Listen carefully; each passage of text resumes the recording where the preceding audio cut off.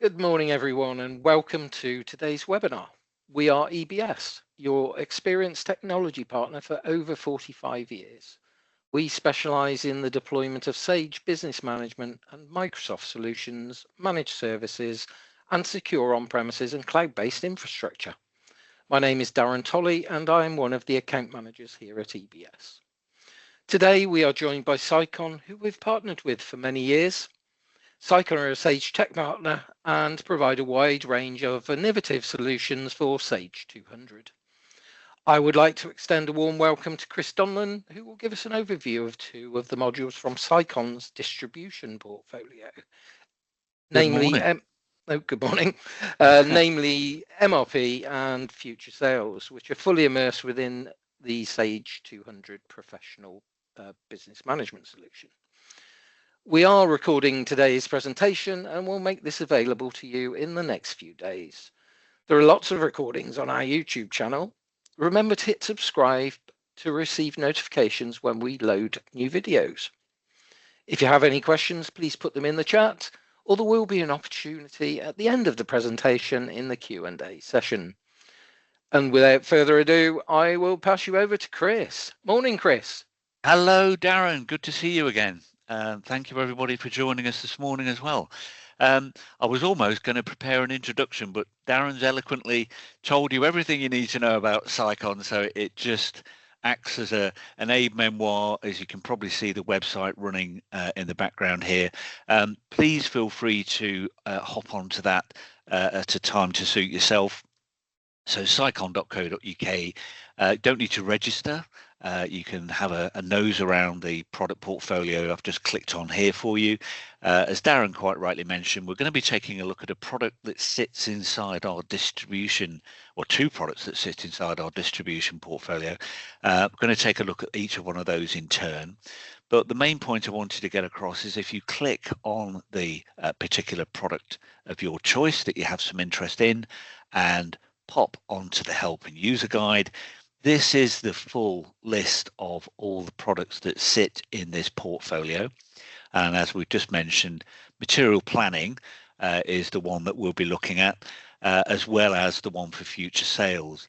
So when you get to the point where you need to know more about the product, click on the link here, and that will take you straight into what effectively is the manual for the entire product. So hopefully might provide you with a greater degree of insight, might help with some questions that you may have after the event. Just hit Control F on the screen, put in a word or a phrase that you're looking to see if the product can handle, and the system will jump straight through to that particular point or give you link points within the manual for you to have a look at. Okay, let's get straight on to Sage. And my Sage 200 screen, as you can see here, very busy, as you might appreciate as a partner account manager. And by the way, I'm responsible for looking after the EBS account. These guys have been with us, as Darren says, for many years. They are very proficient, not only with Sage 200, but also a lot of the Sicon portfolio.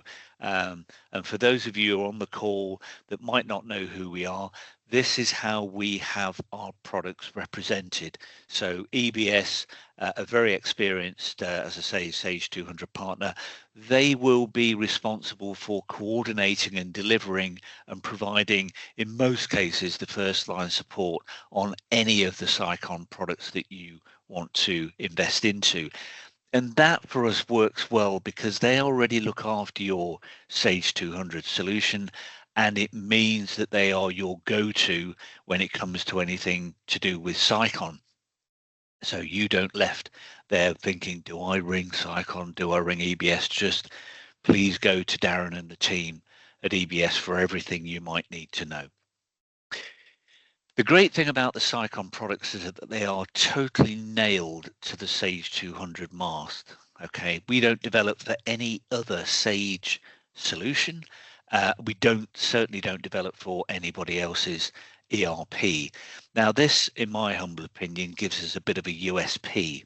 And what that means is that when you add a Sicon product onto your system, okay, you're going to be hard pressed, quite frankly, to know where Sage ends and Sicon begins, because the relationship between the products that we are going to be taking a look at today, as you can see here, this is the launch point for distribution. Okay, I might actually start inside future sales, because strangely enough, there is a bit of a relationship between this module and material planning when we get there. So I might as well cover off this smaller, really nifty little module first. But as I say, you can probably see from even the menu design language how relatable these prompts are to that which you're already used to in Sage 200. Let's go and have a look at calculate minimum stock levels. Now, if you're in a business, okay, where you've got a high turnover of stock and you're wondering whether certain stock lines are moving as well as others, okay, then what you may want to get a grip on is, well, do I need to hold as many or as much stock of certain items than I do of others? Okay, so if I, for example, just click on display here, you can see the taskbar running busily across the bottom. You can just focus the system's attention on a specific warehouse. You can also focus it on a particular product group, and you can also focus it if you're interested on one key item. Okay, but quite a lot of the time, some people want to get a complete topological view of everything that's happening in their entire stock system. So invariably they're going to let it run for all the items that they've got in their warehouse. The idea of this, once it finishes completing, is that it's aiming to say, look, these lines aren't moving very well. These aren't moving very quickly. As I say, it's really just designed to provide you with a bit of an insight as to what is actually happening on your environment, so that you can make an informed judgment. I suppose that's what we're aiming to show here. There we go. But as you can see, it's basically looking at over quite a long period of time, 2 years ago, a year ago, 3 months ago, and so on. It's showing me what my free stock is, any maximums, any sort of current minimums that it's aware of.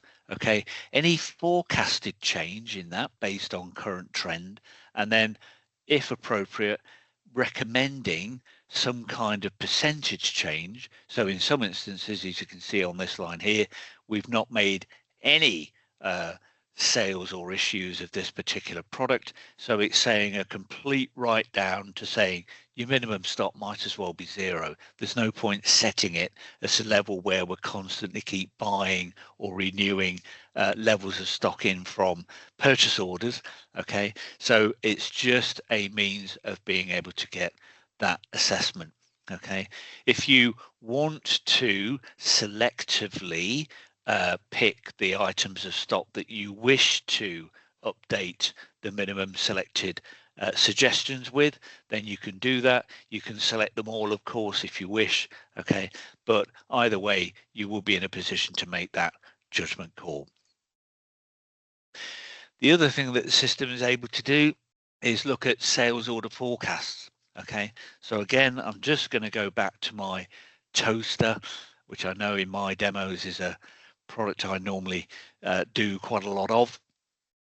And here, so this is actually looking across different warehouses. So if you've got multiple locations for stock in your business, then you'll be in a position to see that perspective. So for me, not surprisingly, I don't actually sell anything from my factory where these toasters are actually made, okay, or manufactured. I actually sell them from my warehouse. So this is actually not only looking at what's happened in the past, but obviously giving me some sort of average perspective as to what those sales might look like. I can also view the forecasts. So let's just choose this one here and say, right, okay,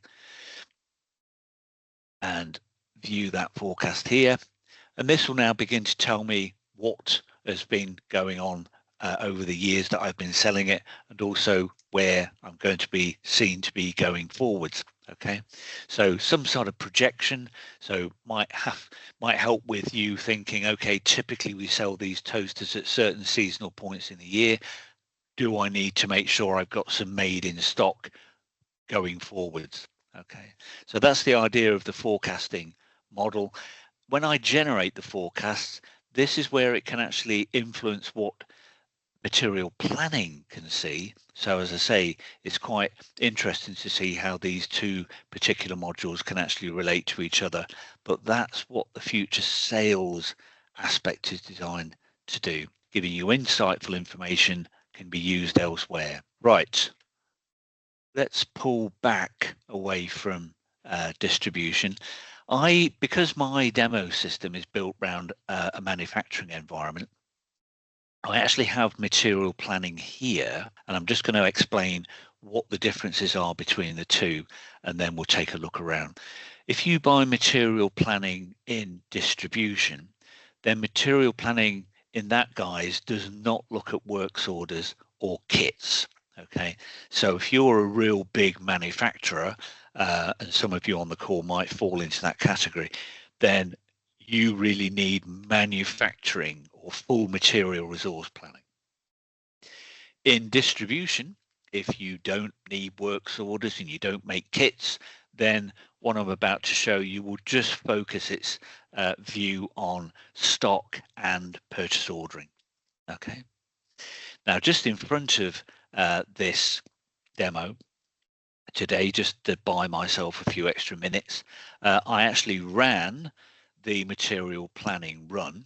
I'm not going to run it again today, but suffice to say that I can draw the system's attention on a number of different variables. As you can see here, I can say, look at one warehouse, look at a range of products, look at a range of items, look at my timeline on works orders, etc. Group them together, group the suggestions together where appropriate or not. Okay, so there's lots of factors that can determine how you want the run to work. Okay, but I'm just going to show you what my previous results are here, just to save a little bit of time. Now, in the manufacturing version of this, you can see here it's actually talking about works orders that are overdue. You haven't completed them yet. You haven't got this works order ready for this sales order. That's all well and good, but obviously for those people on the call that aren't necessarily involved in manufacturing, those types of warnings wouldn't necessarily resonate because of course they don't have works orders, etc. on their system. However, if we were to go further down the warning list, then even in terms of just a purely distribution level version, then as you can see here, again, I'm getting some notifications about the fact that previous suggestions haven't been enacted on. Okay, so these purchase orders might not arrive in time, for example, for this one here, to get a sales order fulfilled in the timeline that you said you were going to honor it to your customer. Okay, so the warnings are really just high level, notifications to say, look, you haven't done this. This is the impact it's going to have. If we take a look through some of the other options within here, though, so if you've got multiple stock locations, it may be that your consumption of stock is heavier in one area than it is in another. And what the system might be suggesting here is to say, look, why don't you move some of this stock away from this location and move it into, so your outbound warehouse to your inbound. Okay, so again, that might be useful for you in the sense of managing those levels more effectively, so you're not carrying dead weight from an area where it gets consumed quicker. If you are exposed to tracking traceability, I'm thinking here about maybe products that have a shelf life. So this item here, for example, I can see that some of it is really wildly out of date. Okay, so this stock ought to be written off. You can't sell this stock. Okay, so hence the recommendation to actually write it off. But in other areas, it may be that there could be a warranty issue. So if you're trying to sell product that's now fallen outside of manufacturer's warranty expiry, again, you need to know which items they are. Now, these could be batch numbers, they could be serial numbers, and it's this inquiry screen here that's going to give you that heads up awareness as to which products potentially you should either A, be returning, or B, possibly writing off. Okay, so that's quite a neat way of giving you that awareness of what's actually going on there. I won't bother going into kits because again we're focusing or works orders because we're looking at distribution version here this morning. So let's go on to the suggested purchase orders. And for the most part, this is what people actually really want this product for, because the whole idea of material planning, as the name suggests, is what do I need to buy? Who do I need to buy it from? And when can I expect to get it? Okay, and this is exactly what this screen here is actually telling me. So it's looking at it stock item by stock item, as you can see. Okay, but I can group the suggestions together, so I can combine recommendations to fall under one code, one supplier relationship. So I might need to raise a bulk purchase order, for example. But what it's actually telling me here is, look, this is what I think you ought to buy. These are the units of measure. This is where they need to get delivered to in terms of your warehouse locations. Okay. You can see in terms of a lot of them, there's no stock. So that's definitely the justification for buying it. Okay. And this is who you typically buy it from. Now, this recommendation of supplier is geared to how you've got your stock record set up. And I'm going to take you away from this screen shortly to show you some of the things that you can use to help yourself to make this system work better. But these suppliers that you can see on the screen here are what we call preferred suppliers. So it's who we typically buy from, and it's those that have been earmarked to have their items bought from. Okay, and as you can see also which currencies we tend to get them from as well. The important thing in many ways is the fact that the system's basing this recommendation on stock levels, hence the calculation for minimum stock level in the previous module that we were looking at. Obviously is going to help in order to get the system to generate the right suggestion. And it's also going to look at what your consumption has been and also what the reason is for actually bringing this stock into play. Now, some of it can just relate to sales orders. In manufacturing terms, as you can see, some of it relates to works orders, okay, or suggested works orders. So purely in distribution terms, this really is just designed to make sure that your stock levels are sufficiently populated to actually service demand that's going on with your outward going stock from sales. The great thing about this is that you can just put your own influences on it. So if I don't want to buy this item from that supplier, I can say, no, let's get it from this outfit here. Okay. Now, obviously, the minute I do that, it will need to know what the price agreed price is going to be. So therefore, when you come to generate your purchase orders or for the items that you want the purchase orders for, then it knows the expectation. And as you can see here down in the bottom right hand corner, there is the option to create purchase orders for the items that you wish to selectively buy. So just tick the ones that you need and generate those purchase orders. So that's how quickly that whole scenario can be brought together. And you'll notice as well at the top here, you've got a whole array of different filters. So I can look at, I think I hinted at it earlier, product group, warehouse item, etc. Supplier, I can just focus my energy on purchase orders for one supplier. So however you want that to actually work for you, just use those options to narrow down your field of view. The other nice thing I find is that, like any Sage 200 list view, I can just right click here, look, and I can say, okay, let's export that information, all of it, out to Excel. You might need to take this away for a little bit of planning maybe with other people, maybe they don't have access to this screen, maybe they don't have access to Sage. So to make the data transportable, the whole thing, trust me, will be cellularized and formatted so that it knows where something is a date or a value or a description. So everything will be placed into Excel in a manner that you can then engage with it if you need to. Great. Okay, so I mentioned a moment ago about being able to look at how the justification for the way that MRP works. So if I go into my stock control here, look, and I go to my stock list, and let's just narrow down that field of search to some of those items that I was referencing earlier on. So if we look at this component that we, or that I use, shall I say, in my bill of material to make my toasters that we were looking at before, then what you'll have here is range of options. I'm sure you're all familiar with them as well. So we look at the supplier. Here's my preferred supplier look for this particular item.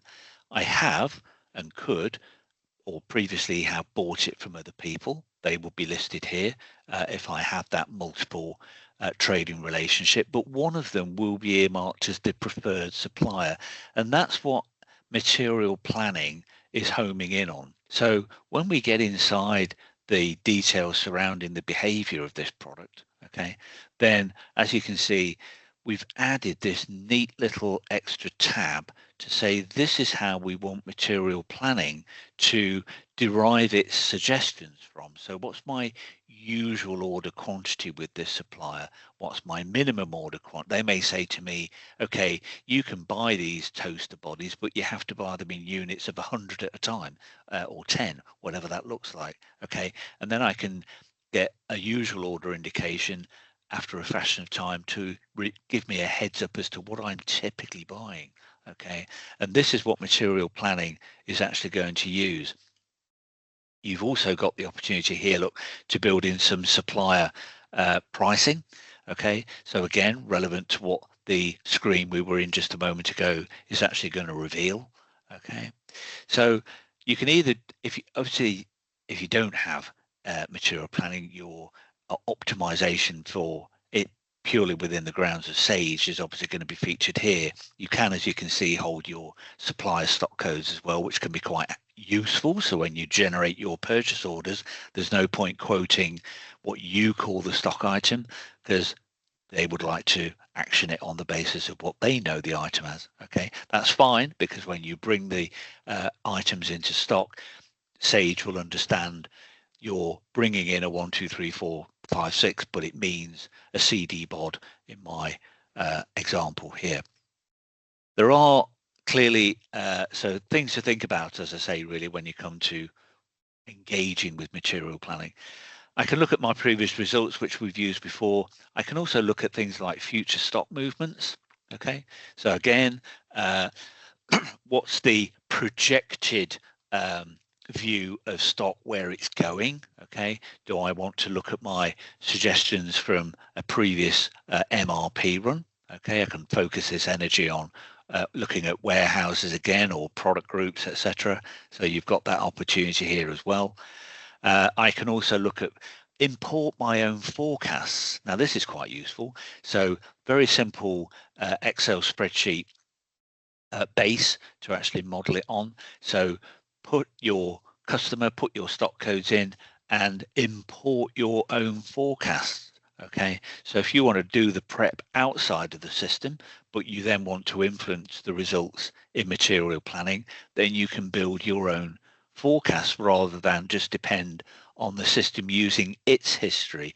You might not have that history yet, so maybe what you'd like to do is to bring in some semblance of knowledge that you've got elsewhere, especially if you're new to Sage, and then bring that into your assessment for MRP.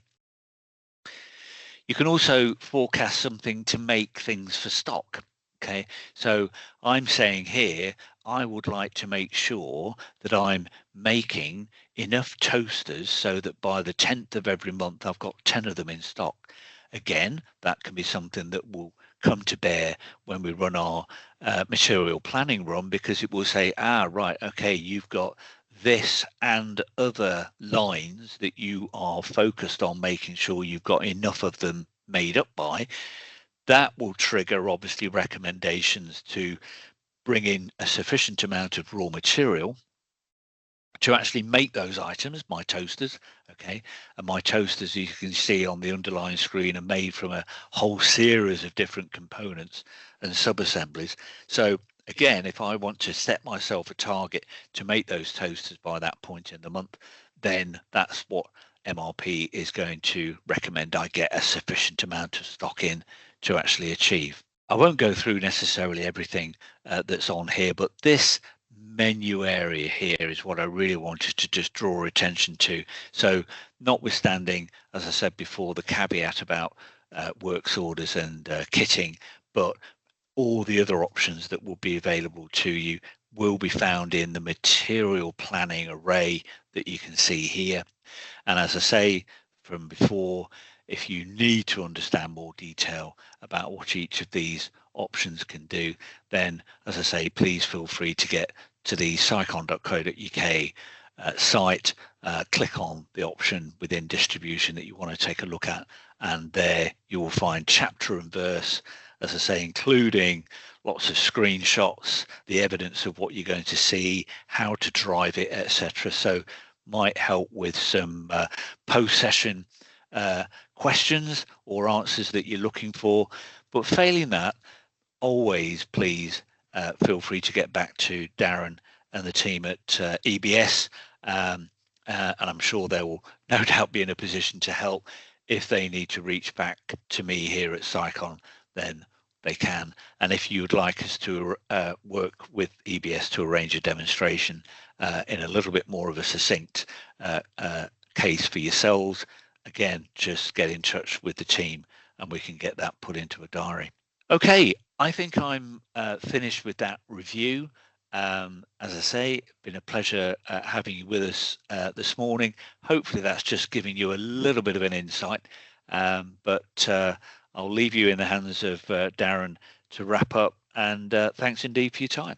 Thanks, Chris. Fantastic as ever. Yeah, some good insight there into the two modules. Obviously, within the distribution portfolio, as we've already said, there are other modules, and what you said basically is if you've got manufacturing, then the MRP is succinctly different between the two modules in each area. So I've got no questions coming at this point, so I think we can tie up there.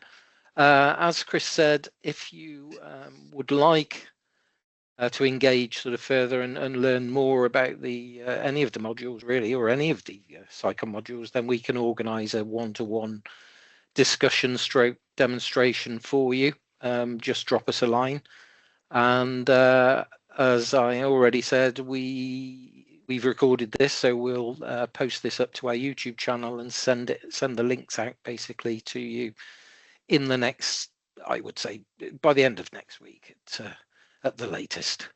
Brilliant. So yes, once again, thanks, Chris, and very welcome. Look forward to seeing you again soon. Okay, thanks, Darren. Enjoy your day, everybody. Thanks for your time. Take care. Cheers. Bye.